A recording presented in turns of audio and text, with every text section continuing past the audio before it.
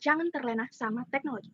Betapa lembut dan mesra aku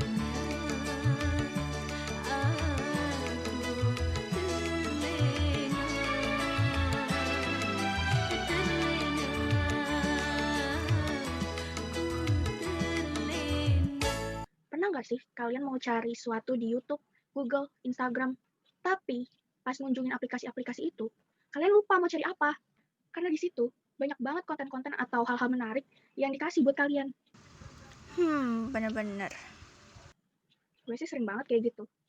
Akibatnya kan jadi lupa waktu. Di dunia teknologi ini, kita bisa jadi diri kita sendiri, ataupun kita bisa jadi orang lain. Kalau gitu bisa nggak ya aku jadi Dita Karang? Teknologi sebenarnya dalam hal ini bahaya loh. Teknologi itu bisa mereduksi esensi kita sebagai manusia, dan itu terlihat dari bagaimana kita pakai teknologi itu. Itu yang dibilang sama Heidegger, filsuf eksistensialisme abad ke-20. Bentar, mau berubah jadi mahasiswa filsafat dulu. Bagi Heidegger, teknologi itu bukan instrumen semata. Teknologi lebih dari sekedar itu. Kenapa?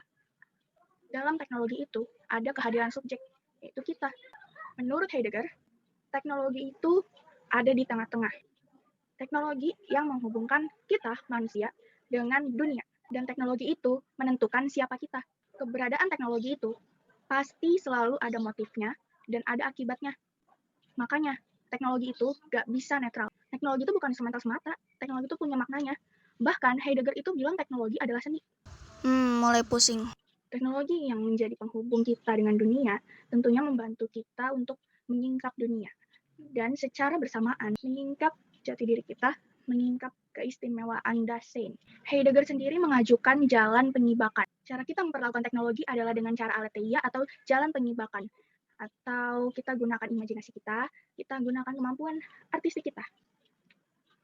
Misalnya, bagaimana cara kita mempergunakan sosial media kita? Ada orang yang gunain sosial media untuk berjualan, seperti adanya online shop. Ada juga yang melakukan sosial medianya untuk sharing kisah pribadinya. Ada juga yang mempergunakan sosial medianya untuk fangirling. Ada juga yang mempergunakan sosial medianya untuk berbagi informasi seputar hal yang dia sukai. Misalnya, itu terbagi jadi beberapa lagi kan. Ada yang mempergunakan sosial medianya untuk berbagi film yang dia sukai, ada yang berbagi musik yang dia sukai, atau buku yang dia sukai. Kita bisa lihat dari situ bahwa teknologi bukan hanya sebuah instrumen, karena teknologi memberikan kita cara untuk mengenal diri kita sendiri.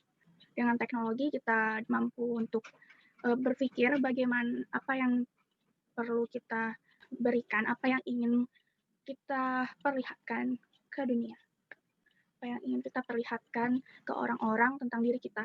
Tapi apa sih yang buat teknologi itu jadi menyeramkan? Karena teknologi selalu membangkang. Membangkang itu adalah cikal bakal dari teknologi. Maksudnya apa? Maksudnya, teknologi itu selalu berkembang.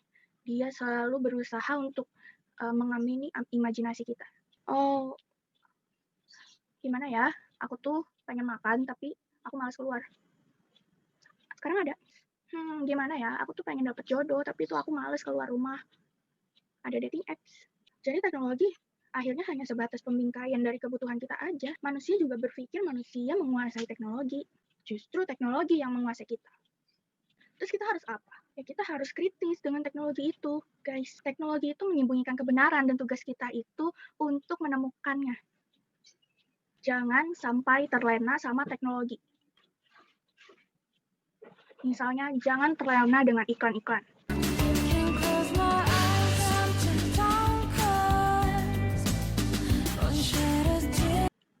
Ada yang pernah nonton drakor Private Lives yang masih tayang di Netflix?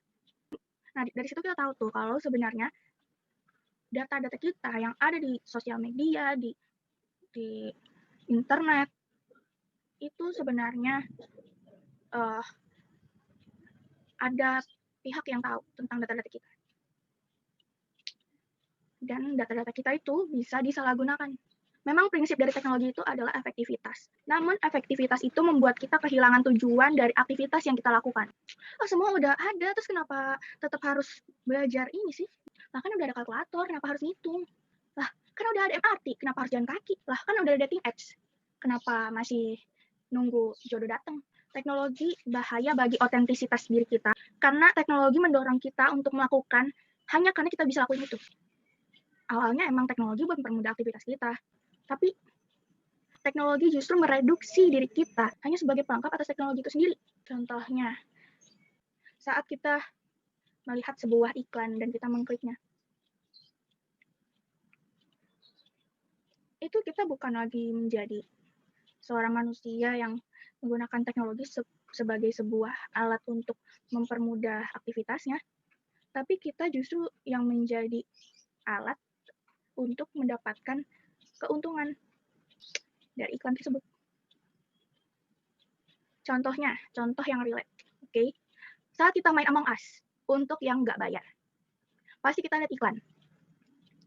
Awalnya kita pikir main Among Us itu, oh ini adalah mainan gratis, ini adalah mainan gratis yang seru, yang tujuannya untuk menghibur kita, untuk bisa kita gunakan sebagai hiburan untuk kita mainkan. Tapi nyatanya, main game Among Us yang gratis itu, justru itu bukan untuk kegunaan kita semata, tapi kita itu diperalat sebagai alat untuk menghasilkan uang dari situ. Kenapa bisa gitu? Ya karena saat kita melihat iklan itu, dari situ pengembang game tersebut mendapatkan uang. Jadi jangan lupa, kita tuh boleh mempergunakan teknologi. Tapi kita harus mempergunakan teknologi itu dengan bijak. Kita tidak boleh terlena dengan teknologi dan kita harus tahu di balik teknologi itu apa. Oke, dah.